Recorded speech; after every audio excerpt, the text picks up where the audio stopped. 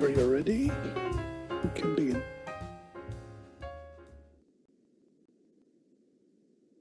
Hello, everybody, online and offline in Bucharest.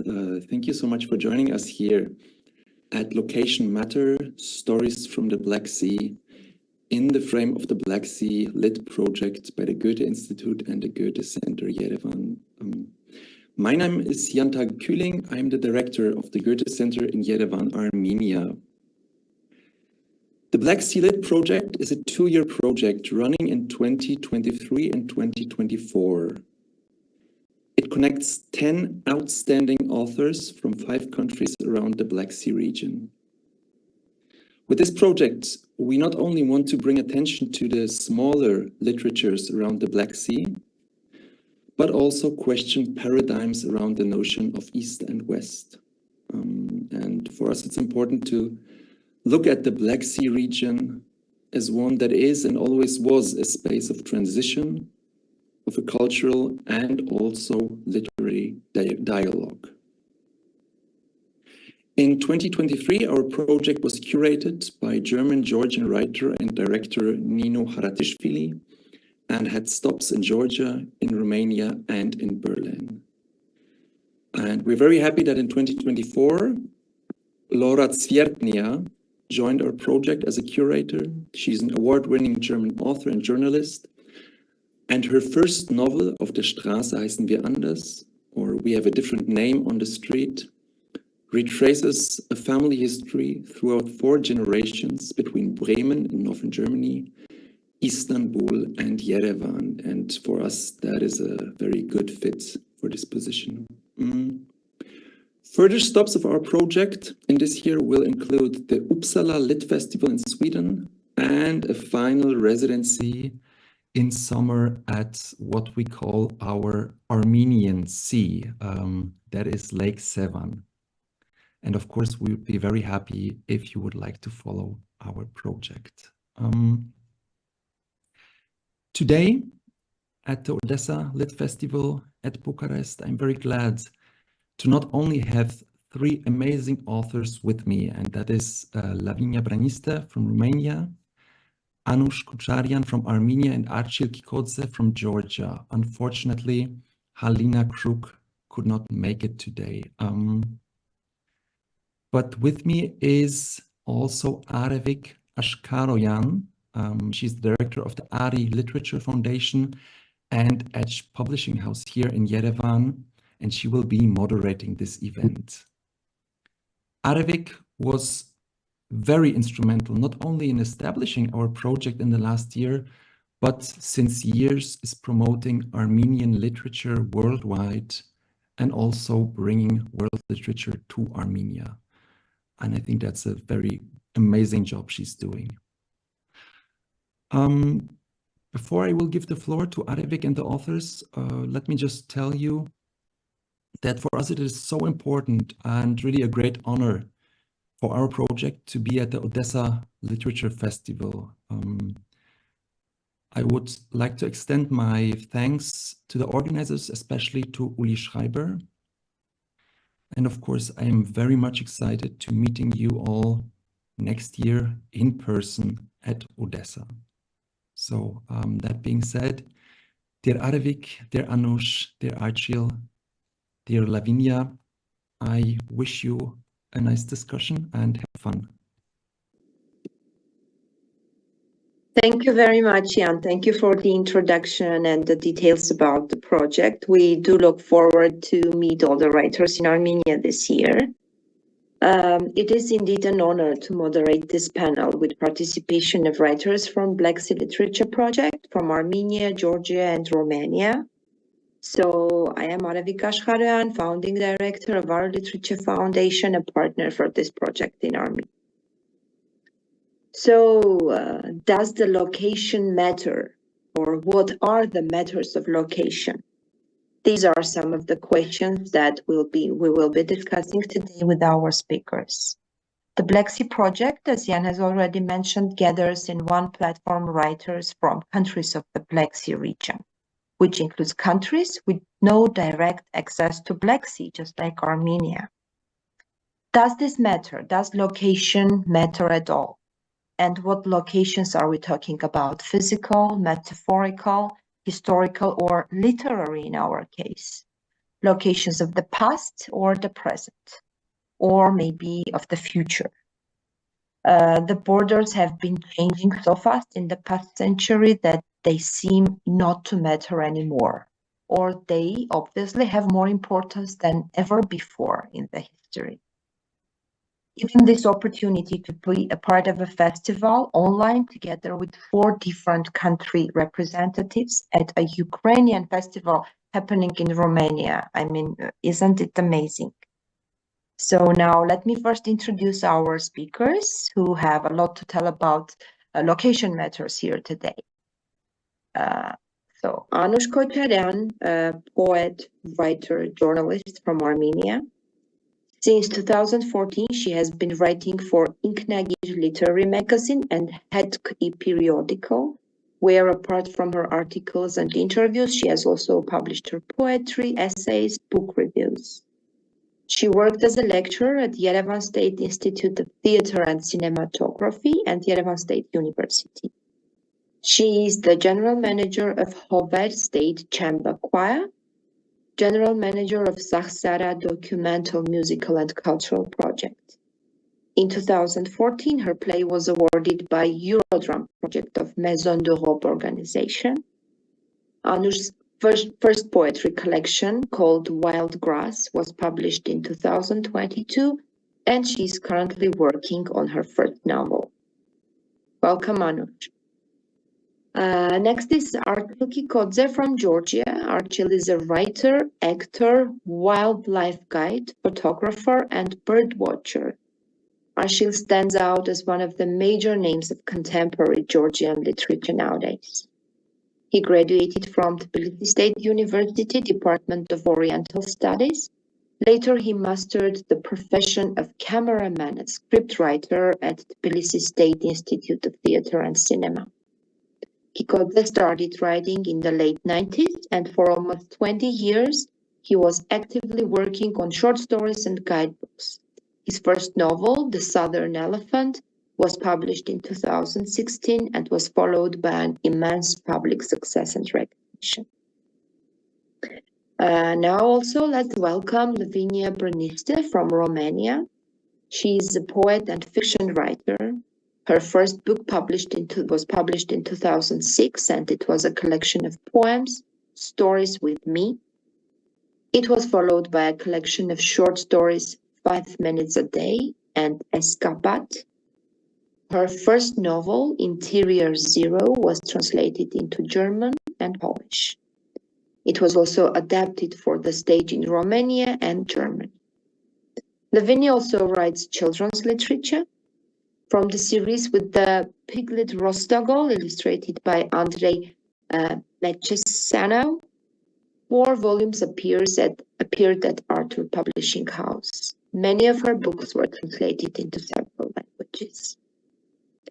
So, welcome everyone. It is very nice to see you here and to have this opportunity for this conversation. So, my first question is, when we meet somebody new we don't know, what's the first question we ask them to get to know? We usually ask, where are you from? And it seems like this place where we're coming from defines us. Do you think it's true for you as a person and also as a writer? Lavinia, let's start with you. Yes, first of all, hello. I'm really glad to meet you all here, and many thanks to the festival and the Goethe-Institut for hosting us. Yes, when it comes to location, it definitely matters a lot, especially if you're a writer and you work with language. And we get this question, where are you from? We get it a lot abroad, especially if we have an accent, you know, like people are really curious to know where your accent is from. I was, most of my first years of my adult life, I was struggling with this question if I should emigrate or not, because it was very common for people my age in the early 2000s to emigrate to Western Europe. And this was a success story. You know, if you managed to emigrate and to find a job and to make a living in Western Europe, it was a success story. And people were asking me, why don't you do it? But I'm so connected with the Romanian language because this is what I work with. I'm a writer. I'm also a translator of literature into Romanian. So nobody would need my skills in a foreign country. And definitely the language that I was born into and that I work into connects me a lot with this particular space that I live in, which is Romania and Bucharest, more specifically. I write a lot about what happens around here. So also this location is also a source of inspiration for me and my books. So it's really important, and I'm very much connected to this cultural space, and I couldn't leave it for a long time. So thank you very much. Do you know, Lavinia, that when we are asked, where are you from? And we say Armenia, people usually misunderstand it and say Romania? Yes, it happened to me. It happened to you. It happened to me also when I was in Georgia last year and I met all of you guys, and people from Armenia were saying Armenia, and I was like, oh, are they talking about Romania? But no. Yeah, that's interesting. Thank you. Archil? What about you? Of course, it matters where we are from. You know, nowadays the world is full of, especially young people who are citizens of the world, and I like this, but I think it's important to know the roots. You know, it's important to have feeling of fatherland or motherland, whatever you call it. And I ask people where they are from. I ask foreigners, and not so long time ago in cafe where I usually hang out, there was a foreigner, and when I asked him where he is from, he said from Colombia. And I said, we have to sit, we have to chat, because not every day you see in Tbilisi someone from Colombia. Now we are friends.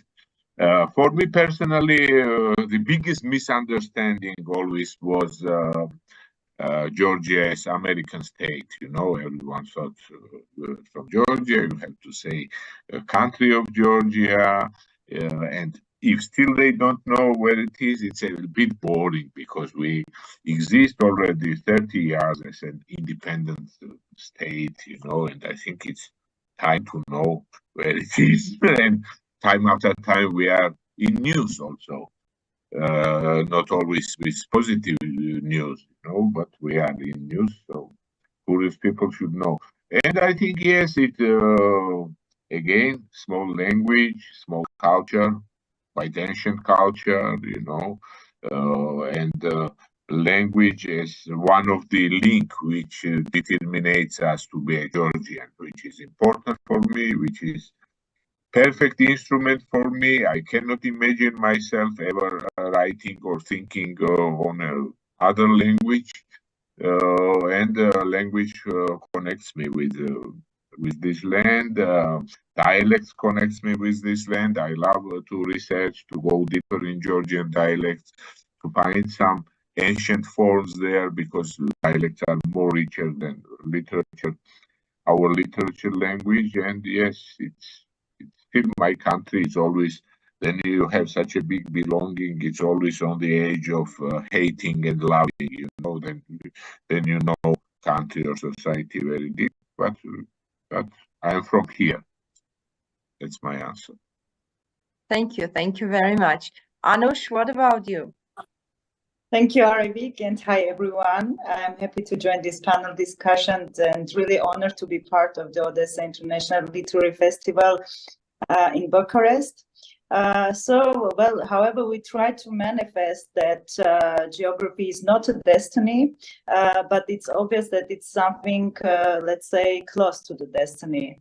I tell this, first of all, as a writer, because the chain, as a result of which I started to write, is very logical to me, because this chain has a direct connection to the location where I was born. And that chain is a collection of elements and stories, let's say, formed on the path of creation of Armenian identity and also Third Republic of Armenia. So being born in a post-Soviet country like Armenia, which was in the process of war and gaining its independence, I had a childhood, as you maybe know, without electricity, without gas, almost without food. So let's say in darkness and in cold in the early 19th. So first of all, my location seems to me like from this childhood, and it's I have started to write like having this background, and started to write about war and peace again when in 2014 my childhood friend was killed. So it's also again about location, about place, about memories. And what happened to me when I heard the news of my friend Zorik's death, I tried to return to the imaginary world, let's say, which we had created together, and that war was just our location, but it was imaginary, not the true. And it was clear for me that the untimely death of even one person during the war is deforming this location, and the background start to ask questions. Maybe from this part I started to write. It's especially about my poems, and you know that after 2014, in 2016 there was a 4-day war, and war in 2020, and during these 8 years, let's say that the location became the main topic about which I would like to speak as a writer, speak as a citizen, and as an individual who passed the path of independence together with her country. So in this case, location is really important for me. And also I want to mention that it's obvious that the small nations like mine, which survive centuries, mostly stand out with the cruelest episodes of their history, let's say. And I know that I'm identified with the old nation, with a nation which underwent genocide, a nation which has cultural heritage and has been a part of Christian community, and also has been viewed only in the context of big neighbor countries, unfortunately. I think it's not enough to be an acting person in the present world. There are many questions which I think require a story, and maybe I or we should introduce this story in a way which can be translated to the world, to mention our locations. Thank you very much. We've been talking about locations we're coming from, but now I want to more talk, and Anush, you started talking about locations in your writing. So I want to talk about these two, like internal and external locations. So how important are they in your writing? What I mean is, if you change in your writing the location, will the message change? Will the text, will the influence change if the location in your writing changes? And also, along with this, if you change your location, if you move to another country, if you happen to be writing your book from another place, will that change your writing as well? Will you please talk about this, like this external and internal locations of your writing? Lavinia, let's go in the same sequence. Let's start with you. I think in my case, things changed a bit in time, because I started writing when I was very young, and I was very focused on my own my own life, my own family, my own environment, like very narrow environment around me. And as time goes by and I get older and I get more interested in human nature, I think, in general, and in broader themes regarding people in general. So I think that maybe my writing wouldn't change that much if I were to write my next book in another country, for instance. But of course, my background is really important, and it's really hard to imagine how life might be in a different context, in another country, with a different story, with a different language, and so on. So I think location is still very important in my writing. I still feel that I write mostly for a Romanian audience and for people who understand very well, like every word sequence that I put in a text, and every irony and every joke, and so I'm still focused on the Romanian audience. But I think yes, as time goes by, I think I'm moving towards bigger themes that are more universal, I think, and yeah, it's a process for me also. So like these questions would have an answer when you're 20, and another one when you're 40, and another one when you're 60, I think. So yeah, it's also interesting to follow, to observe ourselves in this journey that we have as writers. Thank you very much. Archil, what about you? Me personally, I'm always focused around Georgia. I mean, my heroes of my book, they can travel, they can be wherever in Berlin or much farther in United States, but mostly they are Georgians or Georgian immigrants. Or it's about this, about society. I know best of all.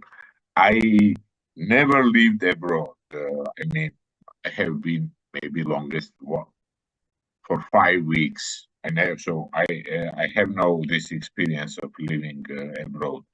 So my writing is my fiction writing is always about Georgia, Georgian society, Georgian problems, or regional problems, or but hope that it's worldwide literature. I hope so.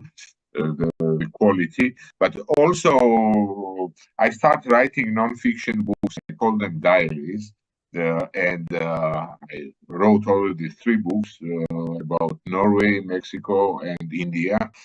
And strangely, those books are only for Georgians. It describes my personal experience, but then I write this book. I am thinking only about Georgian audience too. I'm telling Georgians something about what I'm finding interesting abroad, and same time I'm not blogger. I never write about.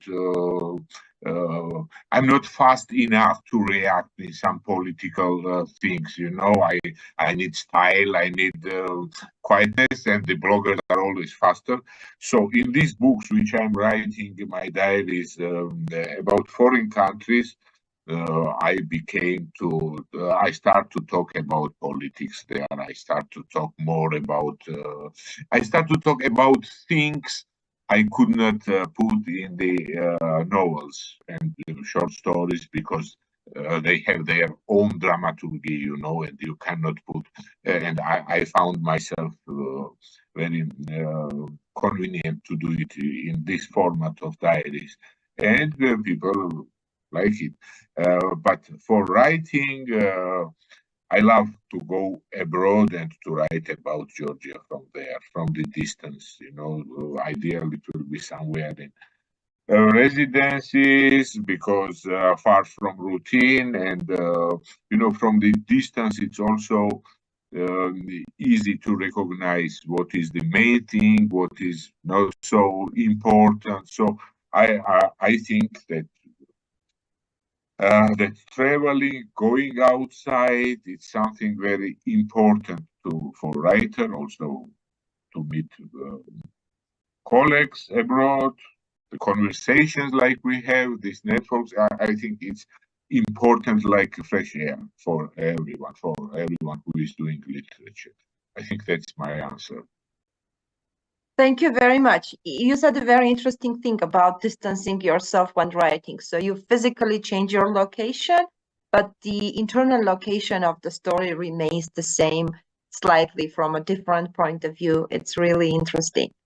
Anush, what about you? I know a little bit more about your literature. I mean, much more about your literature than about the literature of others, of Lavinia and Archil.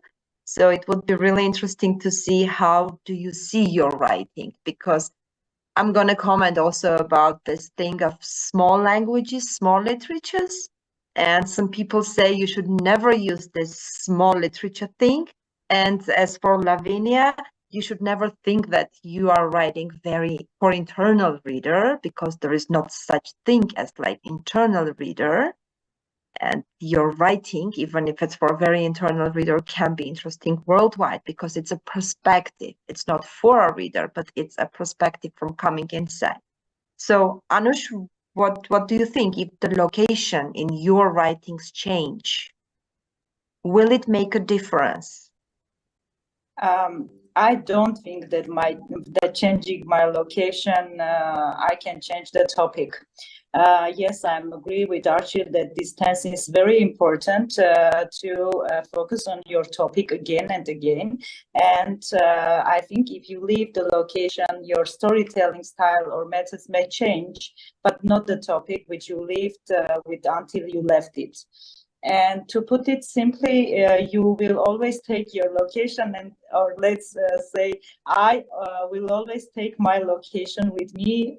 But I just wanted to mention this thing also, that I know the poetry of Ukrainian writer Halyna Kruk and Georgian writer Teatopuri, which was written about the war and in the war. And I know the poetry of Palestinian writer Refaat Alarer, which was written about the war and in the war, and who is unfortunately is the victim of the war and when he was 44.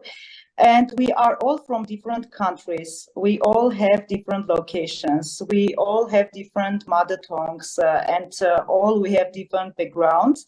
But see that the topic is the same, and it's it connects with location. But our poetry language is alike, and our pain is alike, and the definition of peace even is alike. So. Because I guess this is already language which is between, let's say, peace and war, or life and death. So, and in this context, I will be short saying this, that poetry is the place for me where I am. Yes, I was exactly. I wanted to talk about this topic of war that you mentioned. Unfortunately, Halyna is not with you, but with us here. But Anush, your writing, your poetry is about war and coming from war. But I wanted to ask here specifically you, do you think your perspective is coming from inside or from outside the war? Because you're writing about war, a bit far from the war, living in a country which is in war. But your perspective, is it coming from inside or from outside? What do you think? That I'm sure for myself that war always fills the space with emptiness. Honestly, I don't know. I'm writing from that empty place, or I'm writing about that empty place, or even maybe I'm writing looking inside to my own empty places. I don't know, honestly. But one thing I can say for sure, that I am writing as someone who is searching for the peace. Let's say, it is clear that I want to provide evidence about this country and the right of these people to live here. And it's clear for me that I care about my location and my country. And the main is that I want the situation and pain be translated.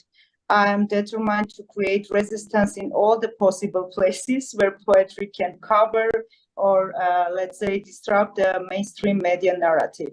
So I know that war are I felt on my skin that war always fills the space with emptiness.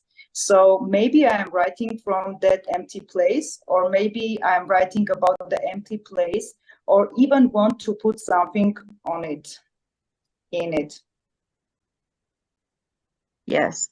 Thank you. Thank you very much. So because of that, I'm sorry. Because of that, I'm saying that I'm sure that poetry is the place for me where I am, and this is again all about location. Yeah, I want to explain here that Anush's poetry collection, which is translated into English as Wild Grass, in Armenian, it has two meanings, because there is a word, games, so to say, and it in Armenian it also can mean the place of the place, right, Anush? Yeah, right. Terra. Yeah, the place of the place, kind of. And so in Armenian, Vair or Vairi, has two meanings, like Vair as a place and Vairi as a wild. So grass from that place, or wild grass, let's say. Grass. So yeah, the grass of the place. So I want us to get back to our project topic, the phenomenon that we call Black Sea literature. And during other sessions that we had last year, you have talked about the importance of translations to be better understood to each other and within the region, and also globally, be better represented globally. So translations are important for that. But just recently, one of our writers said that she got tired of the need to be understood, the need to be translated the way so the world understands them, so we understand ourselves for the West, kind of. And we've talked about that, right, before. So do you have the similar meaning that even in translation, we cannot be understood by the West, and we still need to translate ourselves into the Western culture? This is Lavinia talked about this as well. Yes, I think I have always been really aware of the fact that I'm in this small language and small culture, and that, being translated in a bigger language is quite ambitious and is not something that I can control. So it's not something that consumes me that much, to be honest. I mean, my concern is to write my books and to have readers here in Romania. And then if translations happen, they usually come as a, something like a bonus that makes me really happy and makes me feel really, really lucky that they happened. But when I write, I never get consumed about this, that I need to be read by a broader audience and I need to be understood by people in other countries. I think what is interesting with literature is that, whenever readers read a text, they create their own universe around that text. And it's interesting to see how our books are read by foreign audiences.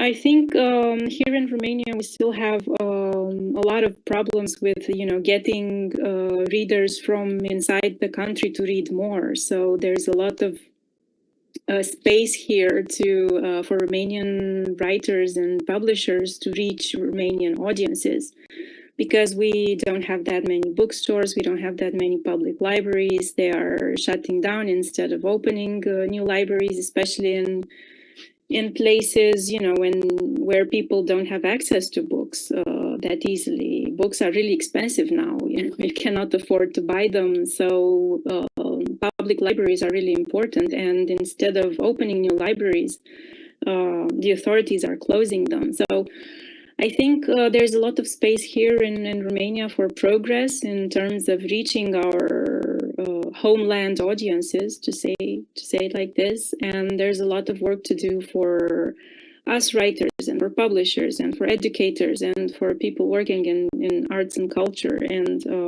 lobbying with the authorities and so on. So I would be really glad if our books got wider audiences here.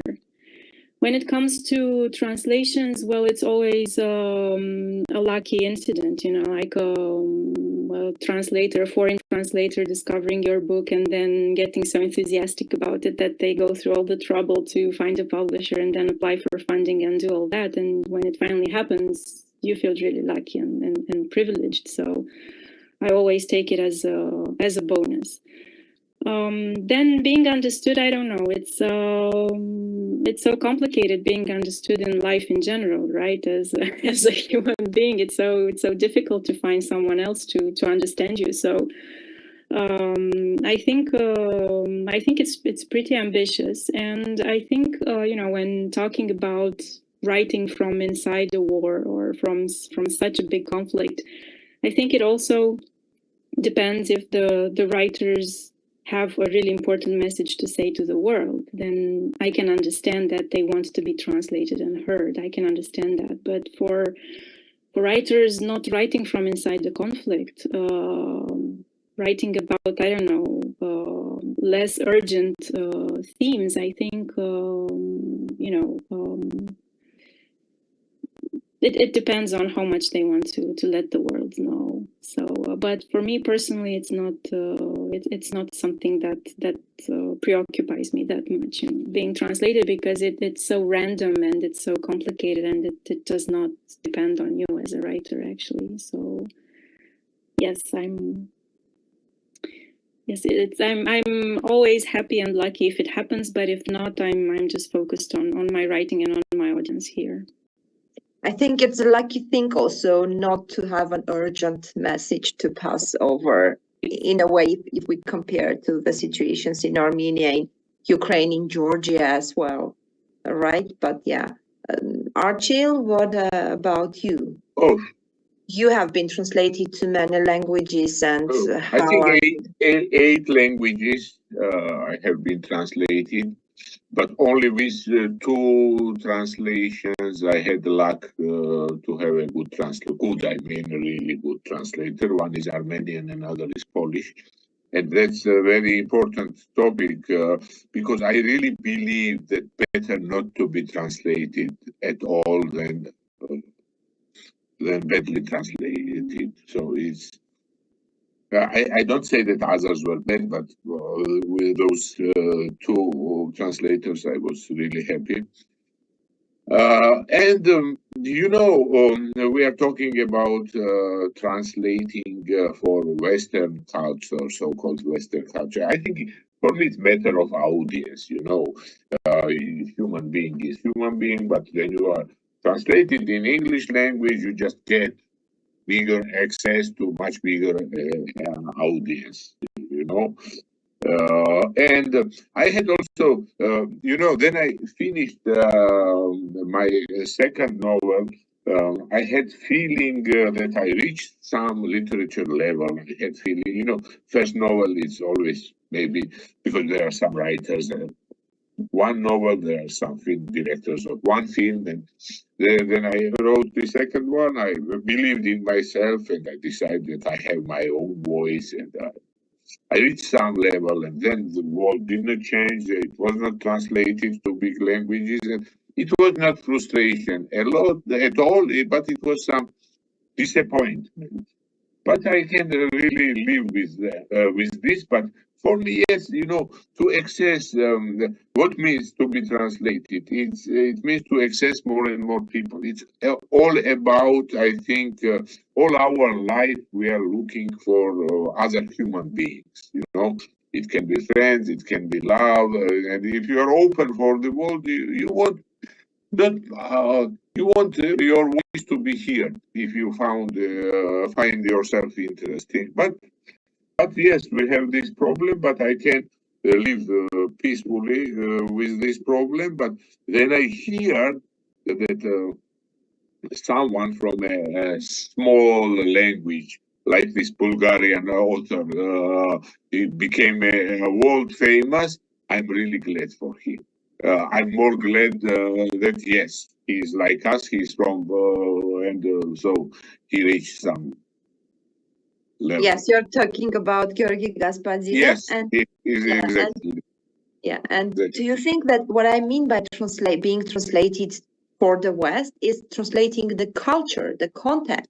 Because maybe your translations into Armenian and Polish are good because these are kind of similar cultures that can better understand than the West. I think that Polish and Georgian culture are so similar. No, The background, so the historical background. I don't just. It was matter of translators because this Polish woman, she is half Georgia. She lives here for more than 20 years, I think, already. And I said Armenian, and she knows the context and she knows perfect language. And Asya is Armenian from Tbilisi, who speaks Georgian like I speak, and she is philologist. That I mean more than. No, I think that it does not matter. I think just it's difficult to find someone who knows Georgian so well to translate the book. That's the main problem.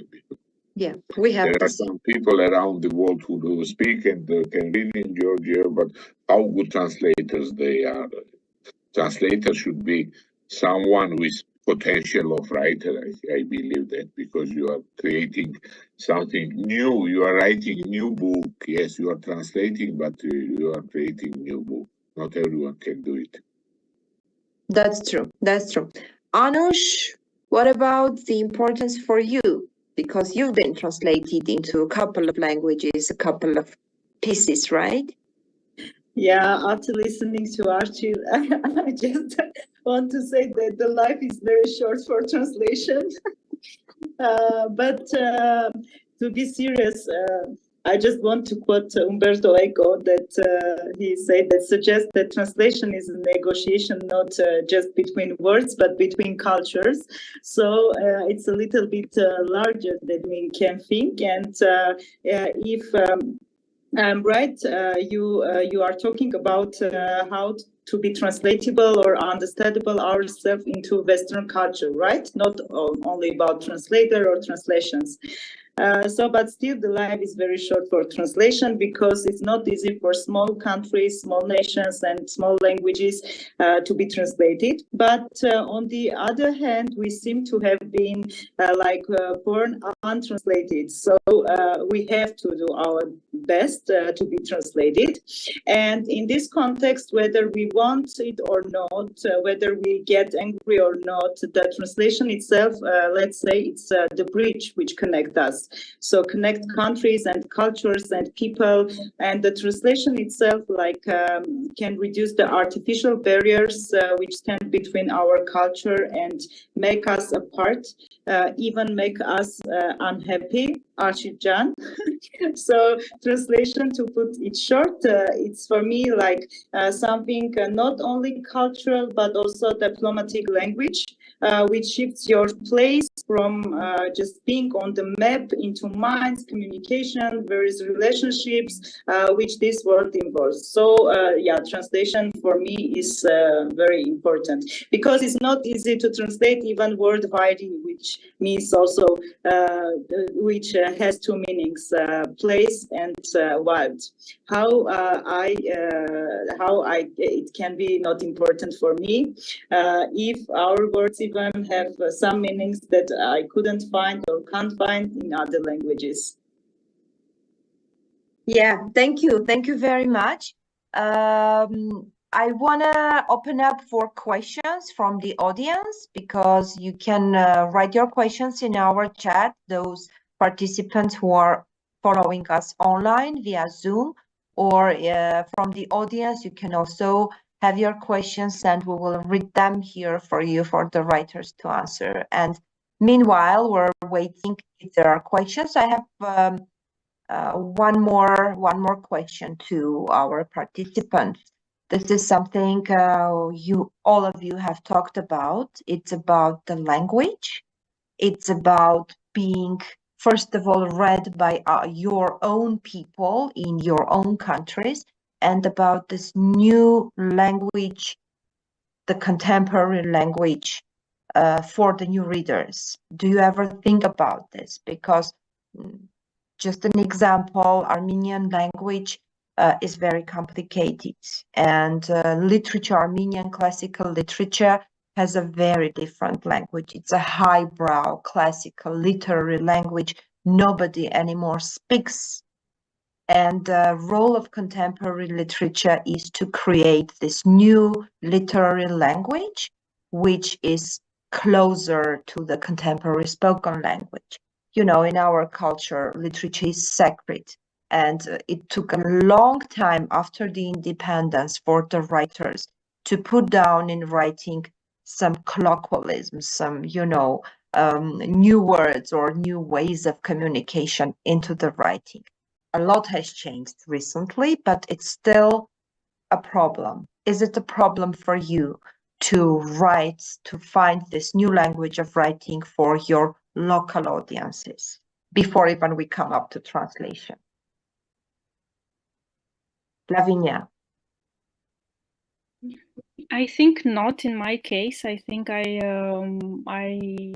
was born into and grew up with a language, with the Romanian language that is suitable for writing and also for being understood by larger audiences. I was born in '83. Communism came down in '89 in Romania. So it's one thing that I think about quite often is how things would have been for me if I had, if I had to write before '89 because of the censorship and all that, and all the themes that were allowed and not allowed. And there are some writers in Romania who were pretty good writers, but they were banned, so they took refuge in children's literature, for instance, like really talented writers that could not write anymore, so they turned to children's poetry. And that's I don't know, it's frustrating and it's sad, and it makes me think a lot about how I just escaped this situation because I was born at the right time, actually. So I started going to primary school in 1990. I don't think I had to work to transform the Romanian languages or anything, the Romanian language or anything like that. I mean, it was suitable for writing or for reading as it is, and I think it just makes things easier for us writers. Archil, what about Georgia? It's a very interesting question, and I think we had the similar problem in Armenia and Georgia because we are coming from one big state which was called Soviet Union at that time. And it's not only that the language is secret. Why it became so secret? Because whole Soviet time, I don't know how in Armenia, but I'm sure more or less the same. The Georgian writers were not writing about contemporary things. I mean, good writers. There was the social realism, which was phony, absolutely, a very artificial language and the artificial themes. And the good writers, then I'm talking now Soviet period, I mean 70s and 80s, then the regime was not so evil, but it was censura also. They choose to write about the past, past glory, or novels like fables, and of course the language, and there is a big gap in our literature because there are great novels, some really great authors, but we don't learn from this book what their contemporary human being was like, what they were thinking, how they were talking, and so on and so on. And then suddenly in the beginning of 90s, Archil, the writer, who is the most popular writer in Georgia, he's 5 or 6 years older than me, he published his first book, and the characters, they were talking like we were talking, and it was contemporary. It was like a big shock, and he made footprints for us. I believe so, and we followed him. Some of us, they do not have feeling that they follow, but I think we all followed him, and he made this branch for us. And I use language as I want. I mean, I need this slang. I use this slang. I need more classical narrative. I'm writing like that, and dialogues are not funny anymore. I don't mean only my writing, but yes, it was problem in transition time in the 90s. I believe it was much bigger problem.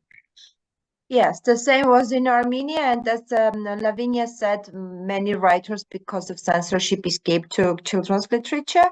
In Armenia, many escaped to poetry. We have wonderful poets back from the Soviet times because it was much easier to kind of hide what you want to really say in poetry rather than in fiction.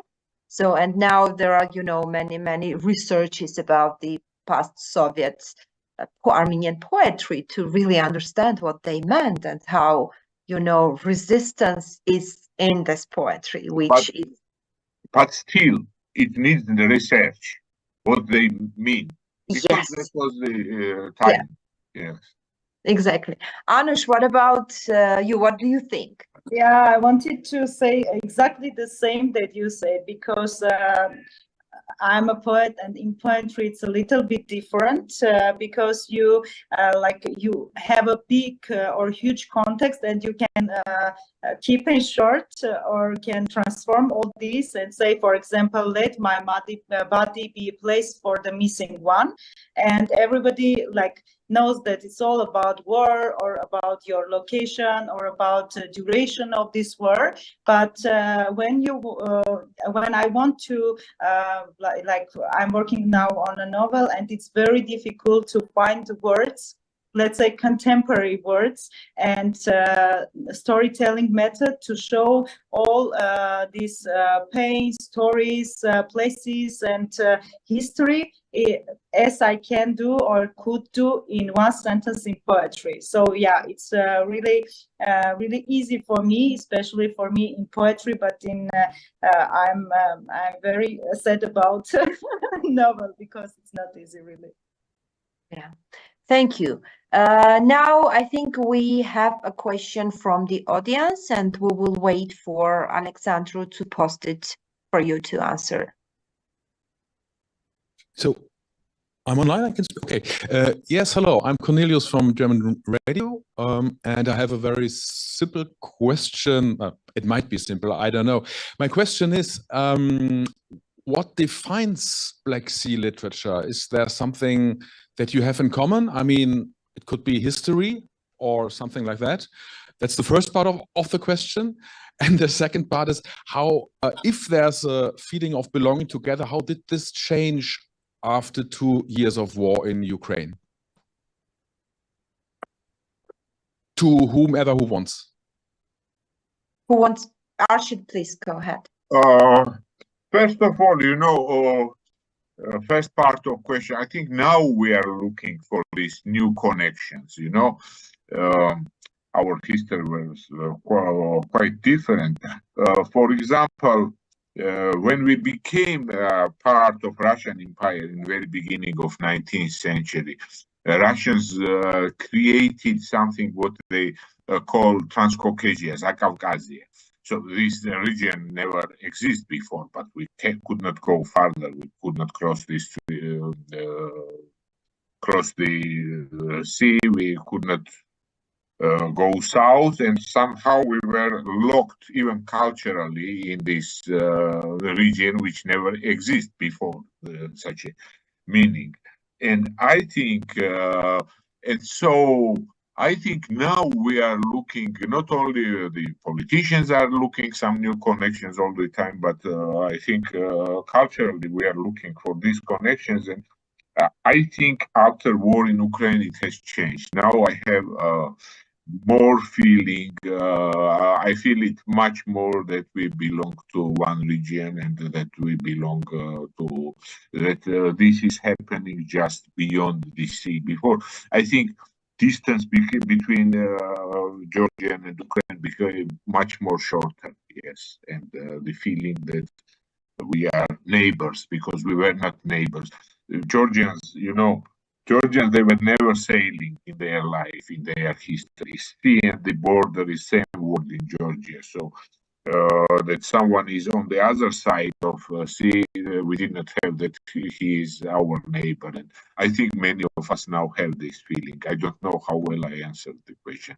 Maybe someone will add something. You want to add something, Lavinia, Anush? Yes, to be honest, well, I didn't have a sense of belonging to this cultural space before we started our program last year. We were talking about these exact topics when we met in Georgia for the first time last year in summer, if there is a cultural space around the Black Sea and what we have in common. And talking about East and West, I just realized last year that that town where we were in Georgia, and close to Tel Aviv, that was the easternmost spot that I ever visited in my life. So I think for the first time in my life, I was someone coming from the West. So it was something really new to me, and it's something that we still, there's still a lot to discover in the region, because we don't have translations of literature. And as a reader, I'm really curious about what happens in these countries, and I want to read their literature, but there aren't so many translators and also translation programs, because these translations among small languages are not commercial. So publishers are not interested in buying rights from books that are not widely known international, that were not tested on an international wide market, that they need to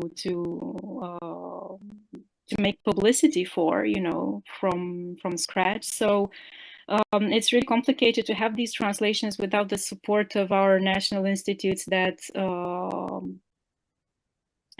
give funding for translations, like it is now in Romania, the TPS program at the Cultural Romanian Institute. I mean, my books wouldn't have been translated without this, without the Creative Europe program, without the Traduki network. So I don't know, they are really important. And I think we should have more of these funding programs and more translators. And when I was in Georgia last year, I was really fascinated by the language and by the alphabet. And I was really curious, because I like languages. And I was like, okay, if I were to learn this language, well, where would I go?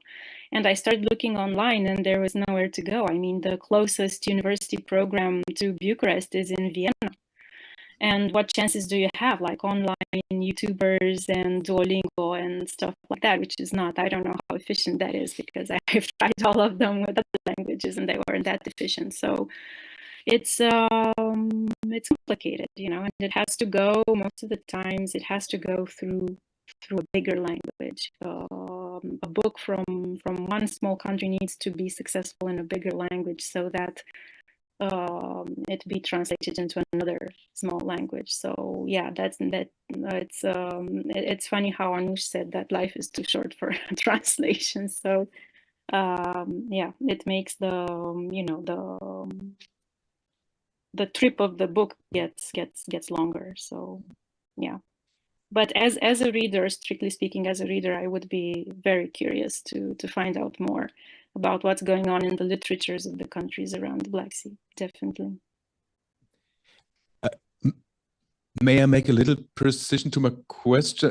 Thank you a lot for these answers, which were very interesting. My question also were pointing at one other point, that do you have the feeling that you share a common mental sphere, which is based maybe on a common experience in the past? I'm talking about Soviet communism.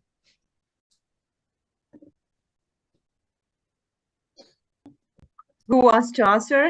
Please, yes, Archil. Yes, they are similar. Of course, the similar stories, for us easier to understand things, societies. I will not call it that it's very similar cultural things, but yes, we have, for example, with Romanian or Armenian citizen, I will have, especially ones from who is coming from Soviet or communist childhood, like I am. I will find some more similarities, you know, in stories. But what is good in this project now, we are looking for new connections, you know, and we are looking for new cultural space. And if we create some really cultural space, it will be a big success of the project. This I really believe. And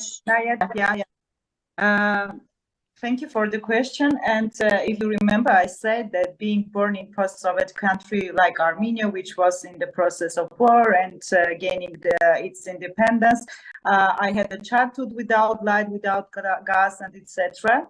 And last year, when we met around this project, Bogdan, the author from Romania, said the same to me. He told me, like, you know, my childhood was the same, without light, without gas, without food, in darkness and cold during the early 19th. So, and I say, wow, it's okay. History is clear for us, but when someone, the other writer, told the same to you, that this is like my childhood, how it can be.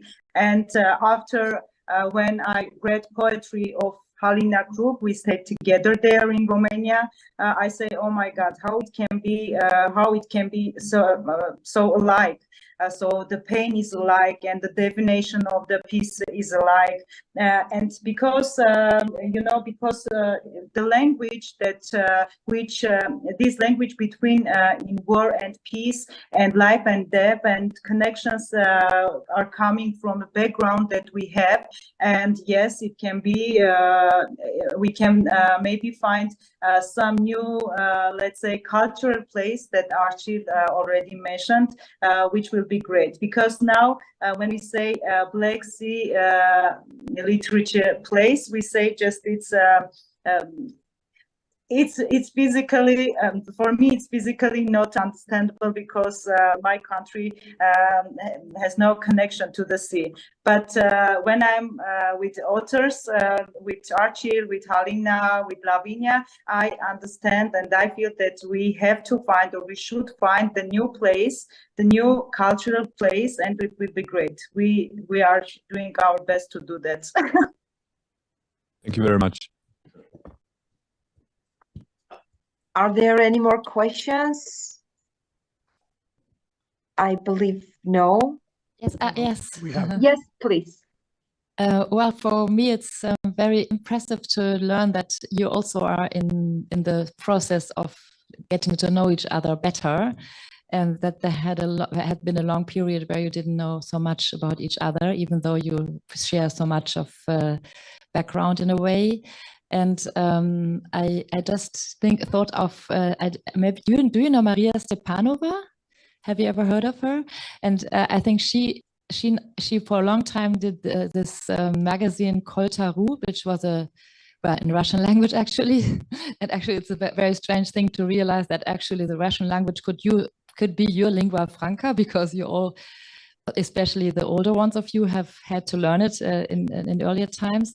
And now she is doing another magazine, but I can't think of the name, where she tries to connect people of this area, from Georgia, I think, Armenia, and so on. And also all the articles are translated in the specific language of the specific country.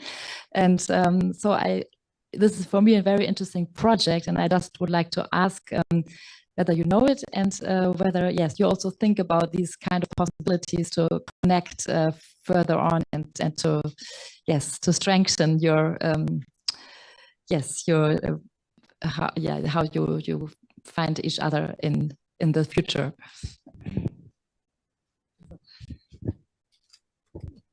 Who wants to answer or reflect? I personally know about the project, about this project.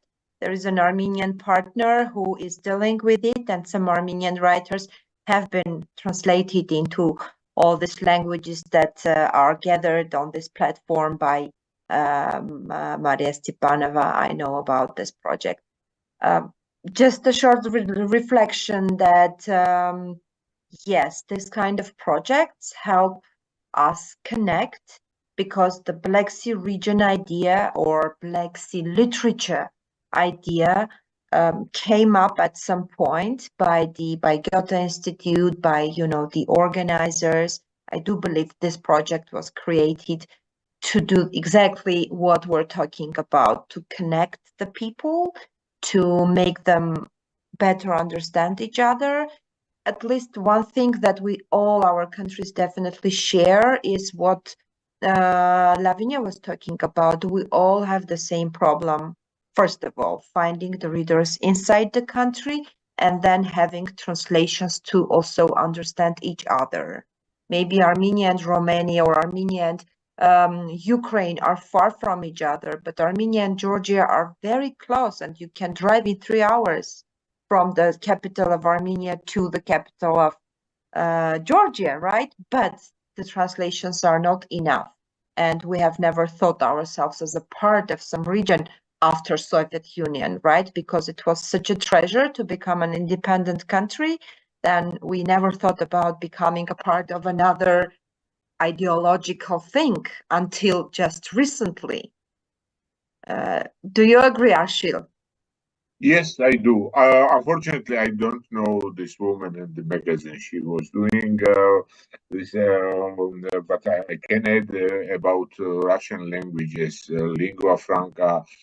Okay, I was bilingual, and my Russian is much better than my English, which I'm talking now. But my children, their generation, it's not lingua franca anymore, and they just don't want to talk on this language. So I think this will not work anymore.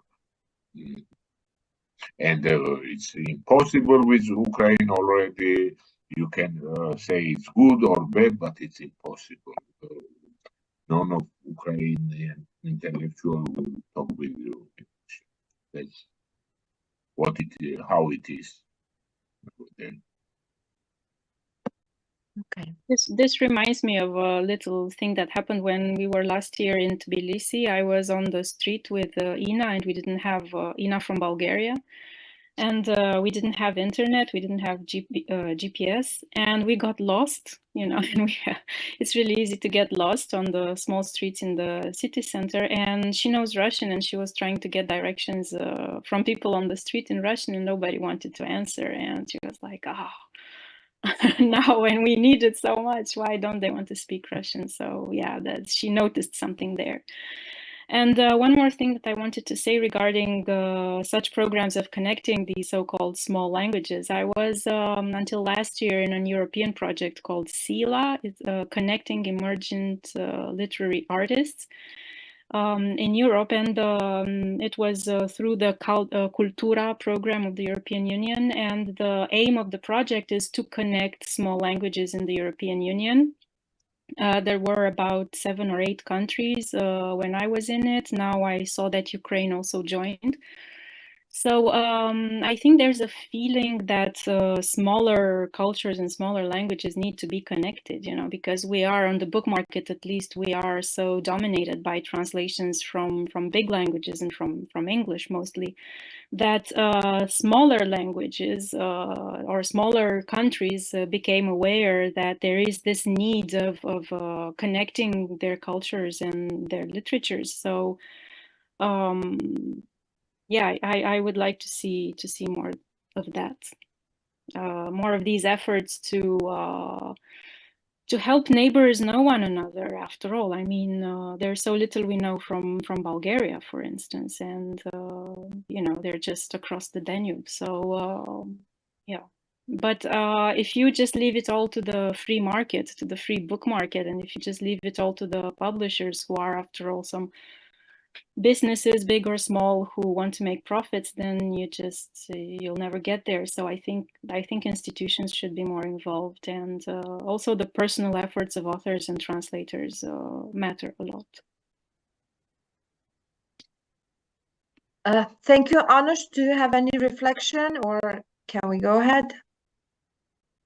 No, I just want to talk about Georgia and Georgian and Armenian authors. That 2 years we have Burning Poet project, and for the first time for me, I just found beautiful poets from Georgia. And before that, unfortunately, we have a few poems in Armenian. So you are right, and there is just 3-4 hours to go, like to travel to Georgia or to come to Armenia, but it's still we have a few poems or few novels in Armenian or in Georgian, Armenian poems or novels in Georgian. So it's the pity, and we have to again think about this.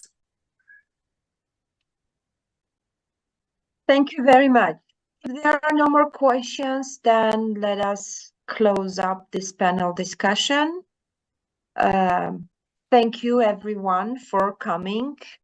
Our warmest regards to Odesa Festival and happening in Bucharest. And I would like to mention that the next time that you could meet the writers from Black Sea Literature Project would be on March 23rd in Uppsala at Sweden at the International Uppsala Literary Festival.